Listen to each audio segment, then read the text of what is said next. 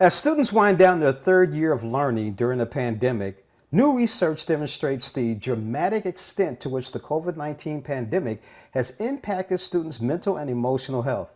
Now, Caryl Stern, Executive Director of the Walton Family Foundation, which supported the research, joins us to discuss how the current COVID-19 disruptions have led to increased social isolation, anxiety, and learning loss. Good morning, Caryl. How are you? Oh, I'm doing fine, thank you. Nice to join you today. Thank you for joining us. You know, before I get started, as I was thinking about the introduction, this is the third year of learning during pandemic. That is interesting. That is amazing. It is. It's It is. great. And it's crazy because, part of what made us start to really take a look at mental health in students is that the CDC did this study that came out, they looked from 2007 to 2019, so just leading into the pandemic, and they found that suicide among 10 to 23-year-olds had gone up 60% in that period. So right away, there was reason to be concerned. And now our most recent research with Morning Consult and EdChoice has shown 39% of the students surveyed say that there's been a worsening of their mental health during the pandemic period. Speaking of that, what can we do to support students' mental health? Well, first and foremost, we have to understand what they've been through. Okay, many of them have been forced to change their geography because it was work from home time. So maybe they went to stay with a relative, or mom and dad decided to go elsewhere while they worked from home.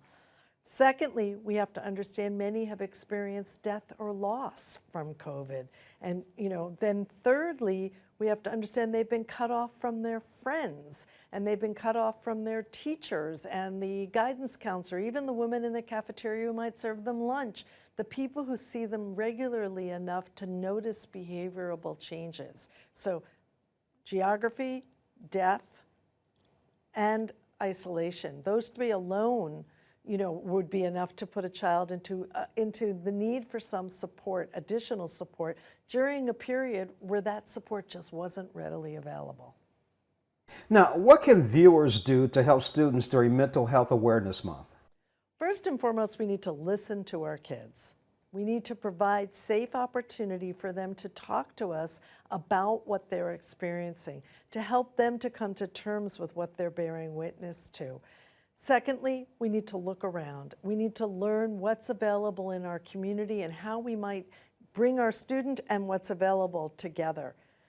That includes looking beyond your community at what others are doing and becoming an advocate to bring it to your community. I look at what the KIPP alumni group has done. They've created a network of 30,000 graduates who are providing support, mental health support, to the kids at KIPP Academy.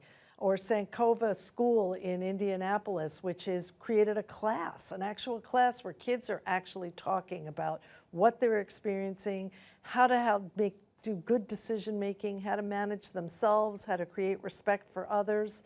And then something like what Turnaround for Children is doing. They've created a well-being index that's tracking the data on their kids of what their well-being is. We ought to have that in every community. So we should listen, we should become advocates, and then we should lead. We need to show our children that it's okay to need help and it's okay to get help, and we need to help them get that help. Now, are there reasons to be optimistic? There are definitely reasons to be optimistic. Historically, children have been fairly resilient. They rebound more easily than we do in many cases. But also, I know from the research we did last year, we looked at millennials and Gen Zs, and we thought we would find great pessimism, but we did find optimism. We found that they still believed in the American dream if they were given the skills and the tools to get there. That's our job as the adults. We need to make sure those skills and tools are available for every single child. Now, where can our viewers go to get more information? If you go onto our website, waltonfamilyfoundation.org, again, waltonfamilyfoundation.org, the foundation has always been engaged in providing access to opportunity. On our site, you will find a wealth of resources for parents and teachers and students around this issue. We've been talking with Caryl Stern, Executive Director of the Walton Family Foundation, and supporting the mental health of students, particularly during this time of COVID-19. Thank you again for your time today, Caryl. Thank you.